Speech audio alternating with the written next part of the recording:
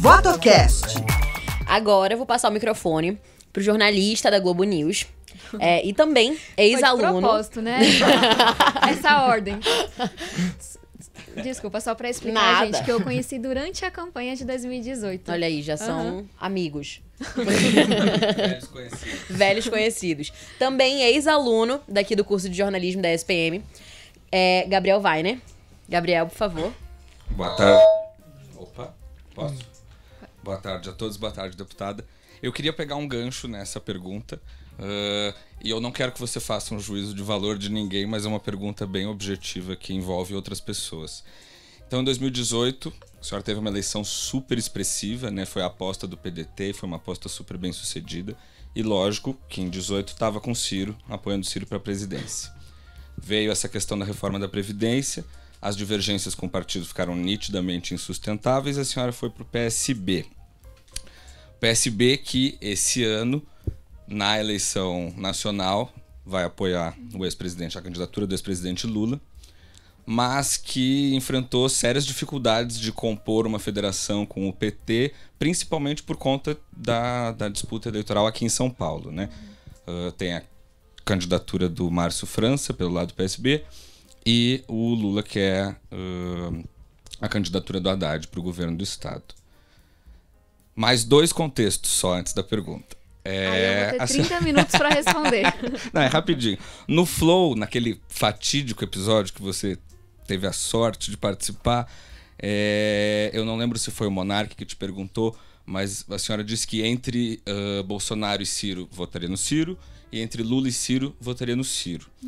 E recentemente eu li uma matéria da Folha de que num jantar a senhora tinha dito também que, já que o Lula vai ser o nosso presidente, que pelo menos seja com o Alckmin de vice.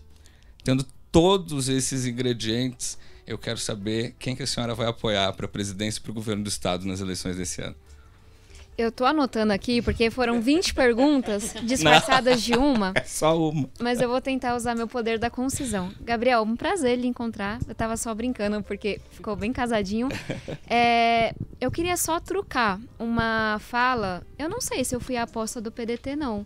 Eu tive 5.000 voluntários. O meu mapa de votos é o mapa de onde estavam meus voluntários, não de onde o Ciro foi votado. O PDT não apostou em mim com recursos, por exemplo. Eu tive quase 500 doações e eu recebi recurso na última semana por causa da cota. E tive que devolver um pedaço porque eu não consegui usar. Então, talvez tenha sido no discurso. Na prática, mulher jovem como eu, ainda mais rebelde, ser aposta de partido é muito raro. Em relação à federação, eu só queria me posicionar que eu acho que o PSB acertou muito em não se federar ao PT. O Brasil é um país gigante, extremamente desigual e que comporta dois partidos de esquerda.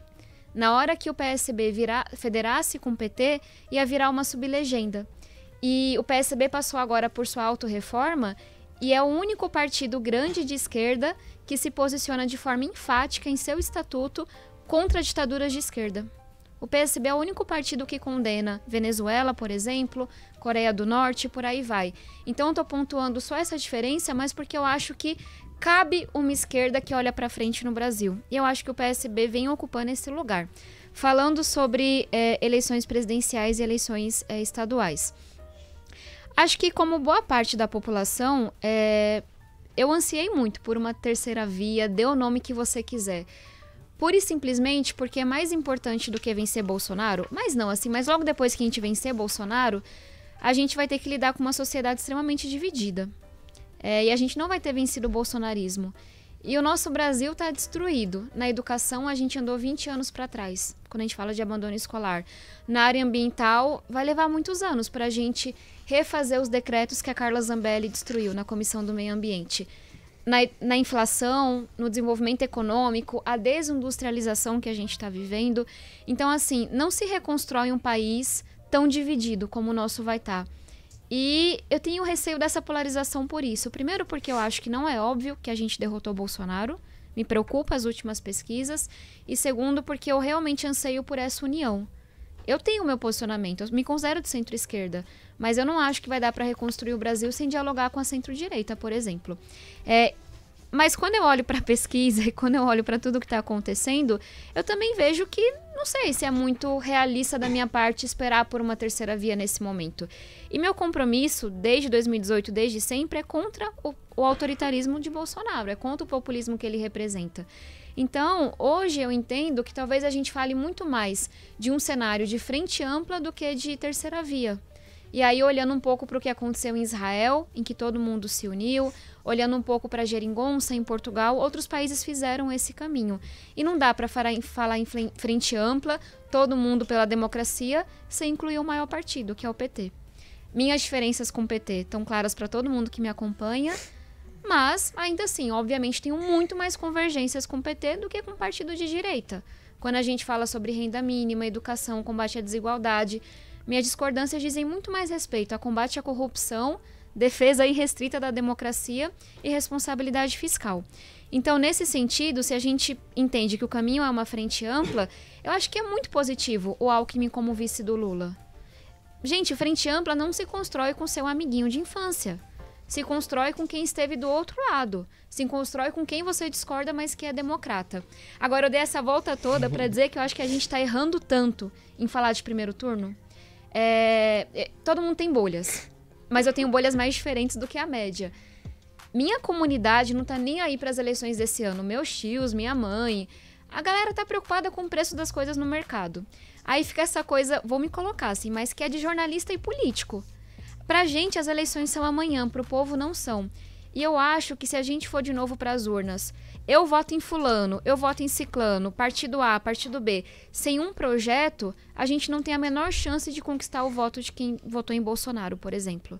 E eu tenho muitas pessoas próximas que votaram. Então, talvez pela rebeldia que a juventude me permite, eu bato o pé em dizer que eu quero ver o projeto. Eu não vou engolir essa de que a gente fala da economia depois da eleição. Eu quero saber o que esses candidatos todos pensam para a economia, pensam para a educação. Ficam bravos comigo, é claro. Ninguém quer uma mulher jovem incomodando. Mas tá bom, a convenção não chegou ainda, é em julho. Até lá eu quero que vocês me digam quais são as propostas de vocês para o país. Ninguém tem a menor dúvida de que eu estarei do lado oposto do Bolsonaro. Mas eu quero saber quais são as propostas. Em relação ao Estado, essa é mais fácil. Obviamente eu acredito muito na campanha do Márcio França. Primeiro porque eu conheço esse estado, estava no sábado em São José dos Campos, estava no domingo em Ubatuba, São Vicente, aí na segunda em São Vicente, Santos. Nós precisamos também de um candidato do diálogo aqui. Esse estado também está dividido. E eu não quero ir para um cenário de Tarcísio Haddad em que tudo aponta que o Tarcísio vai ganhar. A gente já cometeu esse erro em 2018. Então eu olho para o Márcio França e eu vejo uma candidatura que primeiro que ganha em todos os cenários, inclusive contra Tarcísio, que é quem está mais distante do que eu sonho para São Paulo, mas também um candidato que tem proposta para juventudes. É um pouco diferente do que eu estava criticando. Poxa, a gente está lá construindo um plano de governo. Todo mundo concorda? Claro que não. Para isso que juntou o grupo, né? Mas tem muitos especialistas. Tem muita gente diferente sendo ouvida. A gente tem um prazo para entregar esse plano de governo. Então, é um pouco do que eu ansiava pro nível nacional. Eu só demorei, gente, porque a culpa foi dele, tá?